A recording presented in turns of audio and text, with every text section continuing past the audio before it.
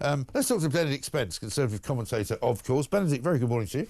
Good morning, Mike. How are you? Yeah, I'm all right. I mean, I'm sorry to say I'm not one of those cheerleaders who thinks this is a brilliant deal. I'm not going to be churlish about it. I mean, it's good that he's done the deal. But, I mean, the thing that I worry about with Keir Starmer is that he deludes himself and tries to delude everybody else that this is the greatest deal in the history of deals, which it clearly isn't.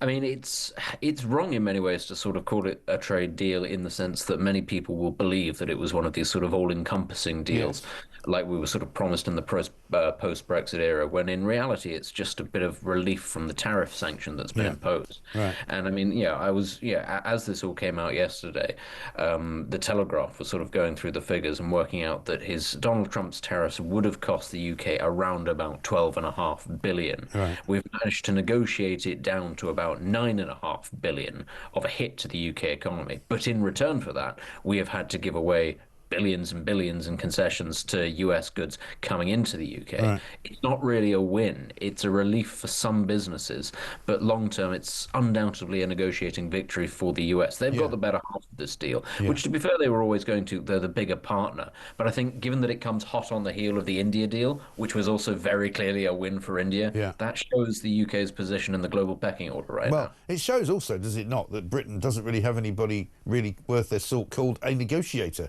They really do need somebody who can actually negotiate, because laughably at the moment they're clearly not able to do any of that.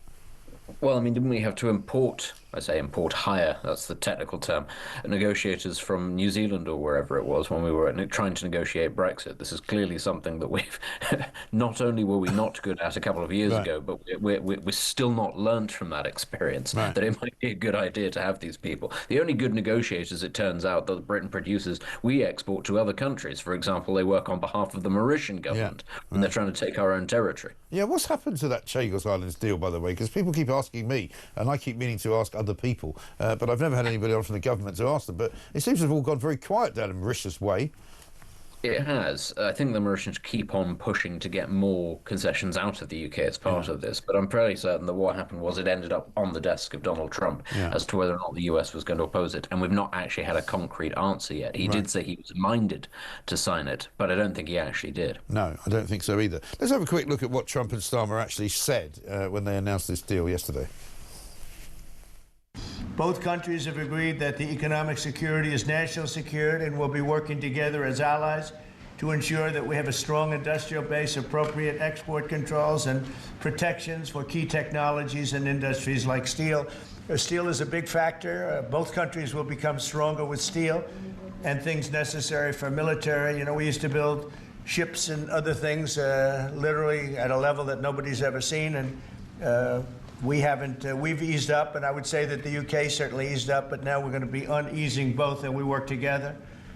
Once again, I want to thank Prime Minister Starmer. He's been terrific for his partnership in this matter, the special relationship and external bond. It's really an external and an internal bond between our two countries will soon be stronger than ever before, and we really do. We have a great relationship. I want to just say that the representatives of UK have been so professional.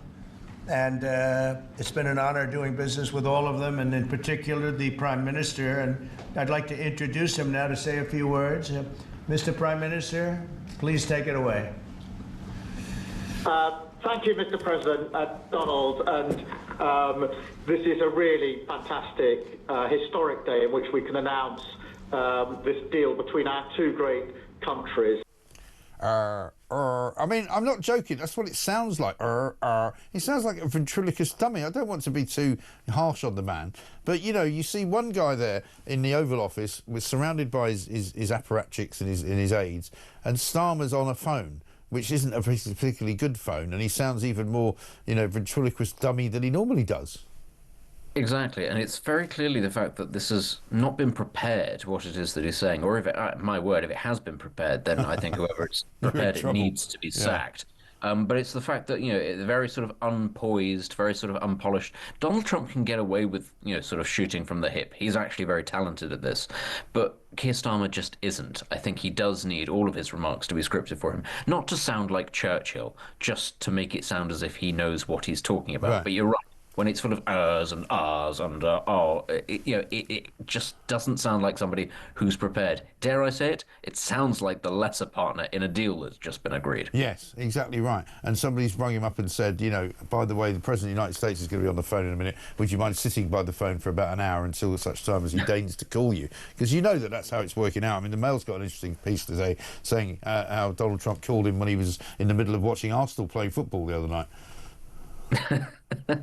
It's probably light relief for Keir Starmer, given how that was going. Well, given how that was going, yes, I suppose so. But it is. I mean, it's just we go from bad to worse. So much happens in every given week now with Starmer. We started the week off with Lucy Powell slagging off people who wanted to be critical about rape gangs. She's now finally apologised after about 6 days. Starmer said nothing about that. He was already on the back foot because of what happened last weekend of the massive reform. Earthquake, as it was called, basically, in the local elections, and losing Runcorn and all of that. He just kind of he comes across to me as a guy who's sort of staggering through one of those crazy houses at the fun fair, and every now and again somebody pops up from around the corner and punches him again, and he sort of falls back and carries on, and then he goes another 5 or 10 yards, somebody else punches him. I mean, that's kind of how his premiership is going.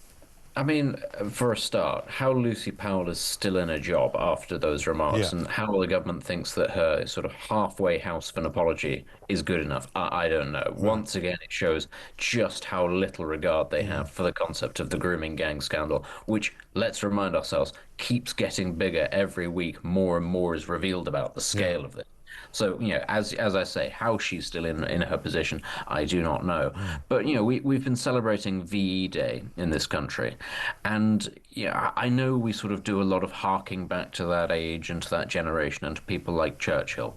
Nobody's expecting every Prime Minister to have the oratory of Churchill or the leadership of Churchill. You don't need it all the time. You're not in the middle of the war. But my word, how the standard has fallen. And I wouldn't just lay this at Starmer's door. He is simply the latest in a long line of prime ministers who seem to get progressively worse and appear less confident and appear less authoritative as well. And that's the key thing. There's no sort of sense of gravitas.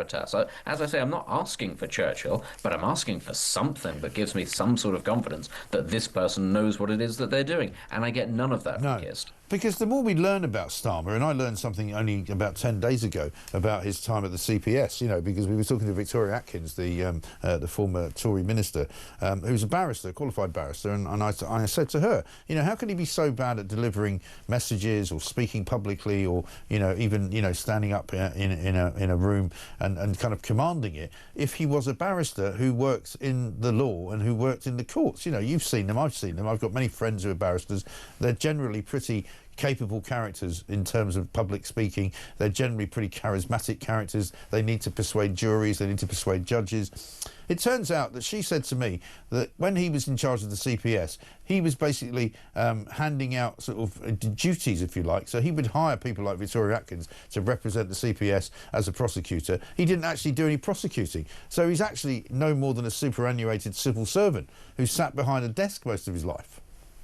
One of the things that I think, because we have a lot of preconceptions about the legal profession in this country, people like Rumpole of the Bailey, that's sort of what we imagine all the characters to be. And there are people like that. There are very talented orators and people who can string together fantastic arguments. And the really upsetting thing, the really sad thing is that there, A, aren't quite as many of those as we'd like, and B, because they're characters, they don't tend to get on very well, relatively, compared to the pole climbers, compared to, as you say, the proto sort of civil servant types, the people who are sort of tick boxes, go under the radar, not ruffle feathers by saying something funny or something clever, but by simply playing the system. That's the kind of person that Keir Starmer is.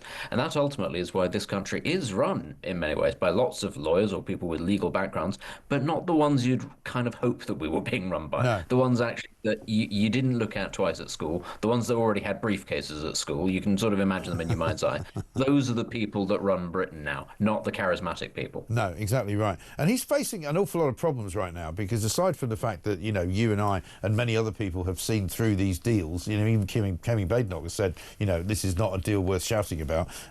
There's Rebel MPs, more than 40 of them, warning the Prime Minister that these planned disability cuts are impossible to support, and they've called for a pause and a change of direction. We've also got news coming out today in the Telegraph that the cost of migrant accommodation now, which is £4 million a day, will completely wipe out any benefit coming from a cut to the winter fuel allowance. And he's getting a lot of pressure now from inside of his own party to change course. Do you think he will?